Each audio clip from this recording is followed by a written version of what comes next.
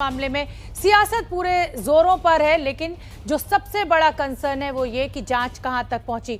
प्रशांत जी, आपसे जानना चाहेंगे इस मामले में जांच कहां तक पहुंची है, क्या निकलकर सामने आ रहा है, क्या कुछ हुआ उस दिन?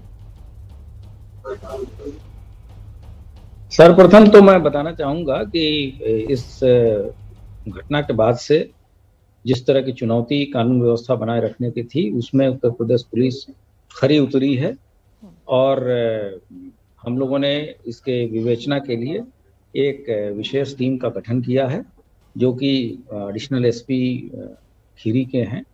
उनके नेतृत्व में है 7 सदस्यीय टीम है, जिसमें कुछ तकनीकी लोग भी शामिल हैं और जो कि सभी साक्ष्यों को संकलित कर रहा है। जो भी ऑडियो वीडियो इत्यादि पब्लिक डोमेन में है, उनका परीक्षण कराया जा रहा है और एक हम लोगों ने हेल्पलाइन नंबर भी दिया है तथा एक ईमेल आईडी भी शेयर किया है कि जिसको जो भी सूचनाएं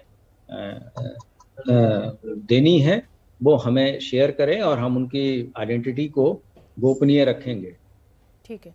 और इसके अतिरिक्त गोपनीय हम लोगों ने एक ये भी चीज की है कि बहुत सारे लोग ये प्रयास कर रहे हैं कि कहीं दूसरे जगह की घटना, कोई दूसरा वीडियो इस चीज में घटना से जोड़ के दिखाएं। तो ऐसे लोगों को भी हम पहचान कर रहे हैं जो जानबूझ के स्थिति सामान्य न हो इस संबंध में डिस्टरबेंस क्रिएट करना चाहते हैं कि परिस्थितियां अनुकूल न होने पाए।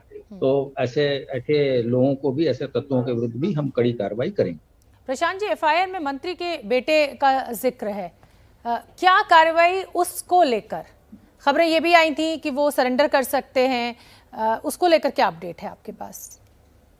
देखिए, संभावनाओं की चीजों पे और काल्पनिक सवालों पे हम जाना नहीं चाहेंगे, लेकिन अवश्य है प्रथम दिन ही यह स्पष्ट किया जा चुका था राज्य सरकार के द्वारा, शासन के शीर्षस्थ व्यक्ति के द्वारा ट्वीट के माध्यम से स्पष्ट किया जा चुका था कि कोई भी व्यक्ति जो इसमें दोषी होगा वो बचने नहीं पाएगा। तो उस ओर ही हम लोग बढ़ रहे हैं और सारे जो साक्ष्य हैं एकत्रित करने के बाद से हम लोग अभियुक्तों आप काल्पनिक कह रहे हैं मेरे सवाल को, लेकिन नामजद तो आप ही की एफआईआर में है, आप ही के पुलिस अधिकारियों के द्वारा लिखा गया होगा। उत्तर प्रदेश पुलिस से इतनी देरी क्यों हो रही है? अगर एक आरोपी का नाम एफआईआर में है, आप खुद मीडिया को बता रहे हैं, अब आप इसको काल्पनिक कह रहे हैं प्रशांत जी? नहीं, मैं वो बातें नहीं कर रहा। इसमें बहुत सारी चीजें लोग संभावनाएं व्यक्त कर रहे हैं। हम लोगों ने जो भी परिवारजनों ने लिख के दिया था और उनके वर्बेटम कॉमा फुल स्टॉप भी वही लिखा है जो एफआईआर हम लोगों को प्राप्त हुई थी और अभी तक की कार्रवाई से परिवारजन संतुष्ट हैं। यहाँ तक कि हम लोगों ने जो पोस्टमार्टम कराया उसमें एक परिवारजन को आशंका थी, तो हम लोगों ने दोबारा, राज्य सरकार ने एक विशेषज्ञ डॉक्टरों की टीम भेजी हेलीकॉप्टर के द्वारा, जिन्होंने दोबारा पोस्टमार्टम किया और संतुष्ट होने के बाद ही उन लोगों ने अपने धार्मिक रीति रिवाज से अंत्येष्टि की है। तो हमारे लिए जो विक्टिम है, जो वादी पक्ष है, उसका इंटरेस्ट सर्वोपरि है। हम उसके हित को ध्यान में रखते हुए आगे बढ़ रहे हैं और इस पूरे प्रकरण की एक न्यायिक जांच के अलग से आदेश हो रहे हैं और विवेचना अलग चल रही है और बहुत जल्द ही इसमें जो दोषी हैं उनके विरुद्ध हम कार्रवाई करेंगे और पर्दाफाश करेंगे। प्रशांत जी, तमाम तरीके के वीडियोस इस समय सोशल मीडिया पे वायरल हैं। हालांकि आप जांच कर रहे होंगे कौन सा वीडियो सही कौन सा गलत, लेकिन पुलिस, क्योंकि इतना बड़ा मामला हुआ है, 8 लोगों की जान चली गई है, शुरुआती जांच आपकी क्या कह रही है? ये शुरुआत हुई कैसे? क्या किसान सच में उस थार गाड़ी का रास्ता रोक रहे थे, काले झंडे दिखा रहे थे? जांच तो आपकी शुरू हो चुकी होगी, पूछताछ आपकी हो चुकी होगी। मैं शुरुआती जांच जानना चाहती हूं आपसे कि क्या निकल रहा है सामने, शुरू कैसे हुआ ये पूरा बवाल? नहीं, ये जो 3 तारीख को एक वीआईपी कार्यक्रम था वहां पे और स्थानीय लोगों का कुछ विरोध था, तो उसको देखते हुए ट्रैफिक डाइवर्ट किया गया था और डाइवर्टेड रूट से गाड़ी तेजी से निकली, जिसके कारण ये घटना हुई। तो ये प्रारंभिक चीजें हैं।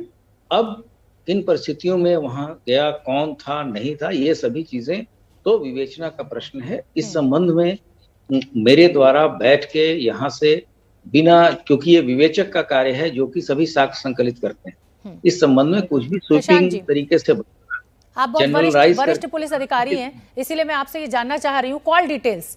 पुलिस की जांच में एक सबसे बड़ा साक्ष्य अगर कोई चीज बनती है किसी आरोपी को लेकर तो वो कॉल डिटेल्स बनते हैं। उम्मीद है कि जिस मंत्री के बेटे का नाम सामने आ रहा है उनके कॉल डिटेल्स को खंगाला गया होगा, क्योंकि उनके द्वारा, आशीष जी के द्वारा, यह दावा किया जा रहा है कि वो मौके पर मौजूद नहीं थे, वो दंगल के कार्यक्रम में थे। क्या उन कॉल डिटेल्स का आकलन आपने कर लिया है? उसमें क्या कुछ निकल कर आ रहा है?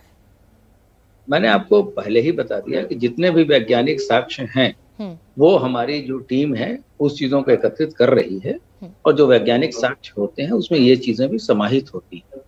तो ये तो बहुत ही अच्छा, मैं आपसे ये समझना चाहूंगी कि अगर इस तरीके का कोई एक्सीडेंट होता है और इस तरीके से लोगों की जान चली जाती है और जो पीड़ित पक्ष है अगर वो किसी का नाम नामजद एफआईआर में लिखता है तो पहले उसको गिरफ्तार किया जाता है या पहले जांच की जाती है? क्योंकि आम आदमी के मामले में तो मैंने देखा है कि अगर किसी का नाम सामने आया तो खट से गिरफ्तारी कर ली जाती है पुलिस के द्वारा और फिर कहा जाता है कि पूछताछ हम करेंगे।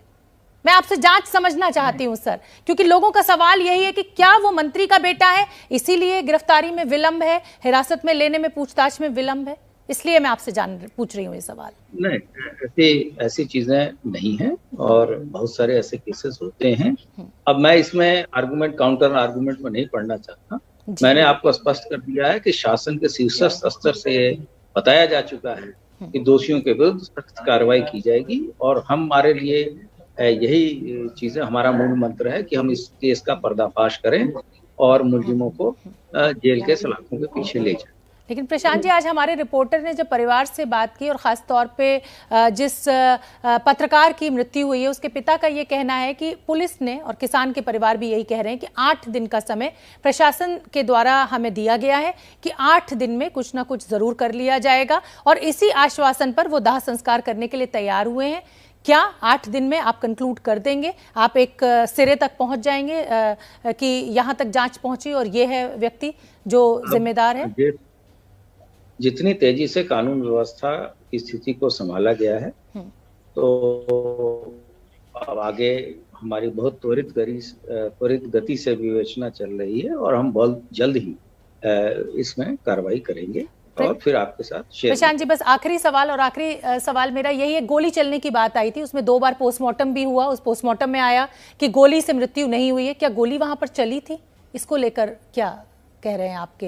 ये आप पता नहीं किस अथॉरिटी से कह रही कि गोली चली ना चली, ये तो जब पोस्टमार्टम जिसके पास है वो देखने के बाद ही पता चलेगा। हाँ। और इस संबंध में मेरे स्तर से, एटलीस्ट मेरे स्तर से कुछ भी कहना उचित नहीं है, क्योंकि वो चीजें, वो रिकॉर्ड हमारे पास मैंने देखी नहीं है और ये विवेचना से संबंधित महत्वपूर्ण दस्तावेज है जो कि विवेचक के पास है। लेकिन सभी आपने देखा होगा जब दोबारा पोस्टमार्टम हुआ था तो उनके संतुष्ट होने के उपरांत ही अंत्येष्टि की गई है। इससे यह स्पष्ट है कि जो विक्टिम पक्ष है, जो वादी पक्ष है, वो पुलिस कार्रवाई से संतुष्ट है। बिल्कुल प्रशांत जी, और ये क्योंकि हमारे रिपोर्टर्स इस समय फील्ड में मौजूद है, परिवार से बात हुई थी, गांव वालों से बात हुई थी, तो गोली चलने का तथ्य एक निकल कर सामने आया था, लेकिन आप कह रहे हैं कि अभी जांच चल रही है, विवेचना की जा रही है। बहुत बहुत धन्यवाद प्रशांत जी इस पूरी जानकारी के लिए और एबीपी न्यूज के लिए समय निकाला आपने, उसके लिए।